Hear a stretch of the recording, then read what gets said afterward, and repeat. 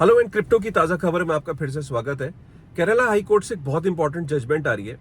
So basically आप P2P को तो जानते हैं। P2P के द्वारा कई देश के अंदर बहुत सारे स्कैम्स हो रहे थे। P2P स्कैम बेसिकली ये है कि एक आदमी है जो इनोसेंट है, वो उसने P2P की फैसिलिटी को अवेल किया।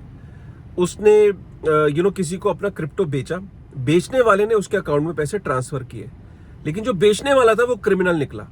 वो बेसिकली एक साइबर फ्रॉडस्टर निकला। उसने क्या करा, किसी और के अकाउंट को हैक करके, बैंक अकाउंट को हैक करके आपके अकाउंट में पैसे ट्रांसफर कर दिए। अब वो क्रिमिनल निकला। आपको पता नहीं है उसका बैकग्राउंड कि वो क्रिमिनल है। अब हुआ क्या कि जब पुलिस इन्वेस्टिगेशन हुई, जिसके अकाउंट में पैसा गया उसका पूरा अकाउंट जो है वो फ्रीज हो गया। अब फ्रीज कैसे हुआ? क्योंकि जब पुलिस इन्वेस्टिगेशन होती है, पुलिस ने बैंक को बोला कि भाई इस अकाउंट में पैसे गए, इस अकाउंट को फ्रीज कर दो। अब जिसके अकाउंट में पैसे गए वो तो बेचारा इनोसेंट है, उसकी क्या गलती है? उसने एक P2P की सर्विस को अवेल किया और उसके अकाउंट में पैसे आए। अब उसका पूरा अकाउंट फ्रीज हो गया। अब आपको ही पता है कि बैंक अकाउंट अगर फ्रीज हो जाए किसी बंदे का, तो वो एक तरीके से हताश हो जाता है, लाचार हो जाता है। वो करेगा क्या लाइफ में? तो कई लोगों का बैंक अकाउंट जब फ्रीज हो जाता था तो उनके पास कोई रास्ता नहीं था एक्सेप्ट कि वो पुलिस स्टेशन के चक्कर लगाए, इधर से उधर जा रहे हैं और उनका बैंक के चक्कर लगा रहे हैं, लेकिन बैंक अकाउंट फ्रीज है। ऐसे 12 केसेस थे जो कोर्ट गए, केरला हाई कोर्ट में गए, और उन्होंने बोला कि ये गलत है। जब हमारे अकाउंट में किसी ने पैसा भेजा, हमें नहीं पता कि वो क्रिमिनल के द्वारा पैसा आया है, तो हमारे अकाउंट को अनफ्रीज किया जाए। राइट, हमें नहीं पता और इन्वेस्टिगेशन जारी रहे, लेकिन हमारे अकाउंट को फ्रीज मत करो। तो केरला हाई कोर्ट ने ये बोला है कि भाई, पुलिस को ये बोला है और बैंक्स को ये बोला है कि अगर किसी इनोसेंट के अकाउंट में क्रिमिनल ने पैसा भेजा है तो आप उतने पैसे को विद होल्ड कर लो। आप जो जितना पैसा उसके अकाउंट में गया है उतने पैसे को फ्रीज करो।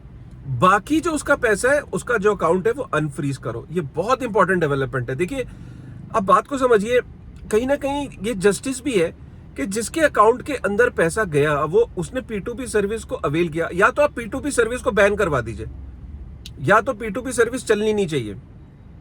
जब P2P सर्विस चल रही है, जब एक्सचेंजेस P2P सर्विसेज चला रहे हैं और P2P सर्विसेज को जो अवेल कर रहा है, अब वो अवेल करने वाले के अकाउंट के अंदर अगर पैसा गया, उसमें उसकी क्या गलती है? उसने एक सर्विस अवेलेबल है, उसने उसको अवेल किया, क्रिमिनल ने उसके अकाउंट में पैसे भेजे, तो पूरा पूरा महीना, कई दिन लग जाते थे। अकाउंट जो है बंदे का फ्रीज है और वो उसकी सर्विसेज को अवेल ही नहीं कर पा रहा, अकाउंट्स की।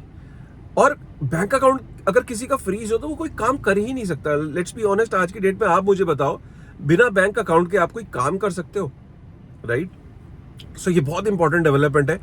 12 केसेस थे और केरला हाई कोर्ट का ये जो वर्डिक्ट है, कहीं ना कहीं ये सब जगह जितने भी P2P स्कैम्स हो रहे हैं इंडिया के अंदर, उन सब पे लागू होगा। और एटलीस्ट अब जो बैंक्स को ये डायरेक्शन जाएगी कि आप सिर्फ उतना ही पैसा विद होल्ड करो जितना कि क्राइम में इन्वॉल्व है, ना कि उसके पूरे बैंक अकाउंट को फ्रीज कर दो।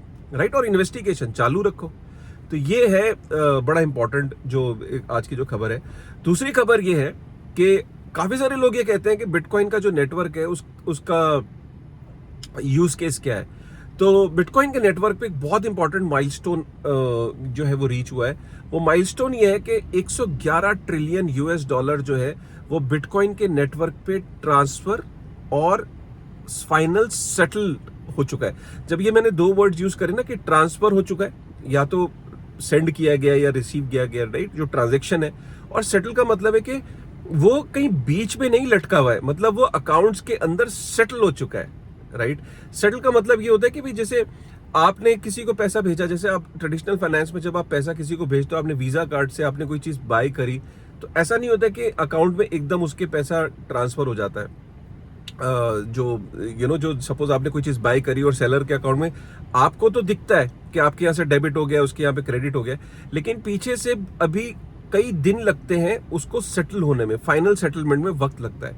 लेकिन जब बिटकॉइन के नेटवर्क पे आफ्टर 5-6 कंफर्मेशन के बाद ऑलमोस्ट वो सेटल हो जाती है ट्रांजैक्शन। मतलब सेटल का मतलब है कि अकाउंट के अंदर फाइनल सेटलमेंट हो जाती है, वो उसको कोई अब रिवर्स नहीं कर सकता। राइट, और जो ट्रेडिशनल फाइनेंस है उसमें महीनों लगते हैं, बैचेस के अंदर ट्रांजैक्शंस होती हैं, उनको सेटल होने में वक्त लगता है। वो इंस्टेंटली कोई आपकी ट्रांजैक्शन सेटल नहीं होती। हाँ, आपको दिख रहा होता है कि डेबिट हो गया और उधर क्रेडिट हो गया होगा, लेकिन वो आपका नोशन होता है, जो फाइनल सेटलमेंट होती है उसमें महीनों लगते हैं, वो बैचेस के अंदर ट्रांजैक्शन सेटल होती है। लेकिन बिटकॉइन के नेटवर्क में जस्ट आफ्टर 10 मिनट्स 15 मिनट्स, और बहुत ज़्यादा अगर रश है तो आधा घंटे के अंदर आपकी जो ट्रांजैक्शंस होती हैं वो फाइनली सेटल हो जाती है आफ्टर 6-7 कन्फर्मेशंस, राइट।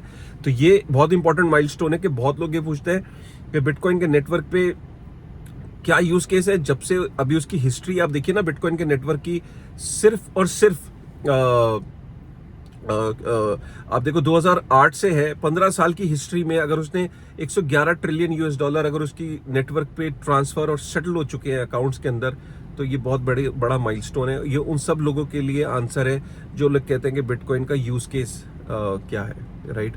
तो ये बहुत इंपॉर्टेंट, ये भी एक डेवलपमेंट है।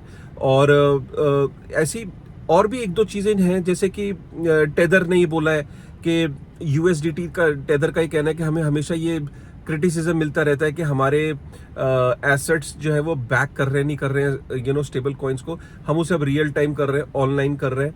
आप कोई भी जाके रियल टाइम में चेक कर सकता है, दुनिया के किसी भी कोने से कोई भी इंसान ये वेरीफाई कर सकता है कि टेदर की जो बैकिंग है वो पूरी है कि नहीं, राइट। ये बहुत जल्दी आप देखने को मिलेगा आपको, राइट। सो ये कुछ खबरें थी जो आपके लिए मैं लेके आया, और उम्मीद करता हूँ आपको ये खबरें पसंद आई होंगी, आपको ये अपडेट पसंद आए होंगे। कैसा लग रहा है आपको क्रिप्टो की ताज़ा खबर, प्लीज़ एक बार कमेंट करके ज़रूर बताइएगा। इंतज़ार रहेगा आपके कमेंट्स का, और आपका केरला हाई कोर्ट का जो ये वर्डिक्ट है इसके बारे में आपका क्या कहना है, इसको ज़रूर कमेंट करके ज़रूर बताइए कि क्या आपके साथ कभी P2P स्कैम हुआ है, क्या आपने कभी P2P ट्राई किया है, क्या आपको P2P करते वक्त डर लगता है, तो आपका क्या एक्सपीरियंस है उसको कमेंट करके ज़रूर बताइए।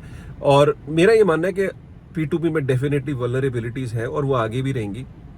P2P के अपने इश्यूज हैं, इसमें कोई डाउट नहीं है, और P2P से काफ़ी सारे लोगों ने सफ़र भी किया। I think Kerala high court का जो ये वर्डिक्ट है ये काफ़ी बड़ा रिलीफ साबित होगा जो विक्टिम्स हैं, जिनके साथ कहीं ना कहीं फ्रॉड हुआ है, राइट। चलिए, with this thought, thank you very much. Please do hit the like button. अगर चैनल पे पहली बार आए तो क्रिप्टो की ताज़ा खबर एक डेली बेसिस पे एक एपिसोड है, जो आपको डेली बेसिस पे हम ये एपिसोड लेके आते हैं, ताकि आपको क्रिप्टो की जो सबसे टॉप खबरें हैं वो आप तक एकदम इंस्टेंटली मिल जाएं। With this thought, thank you very much.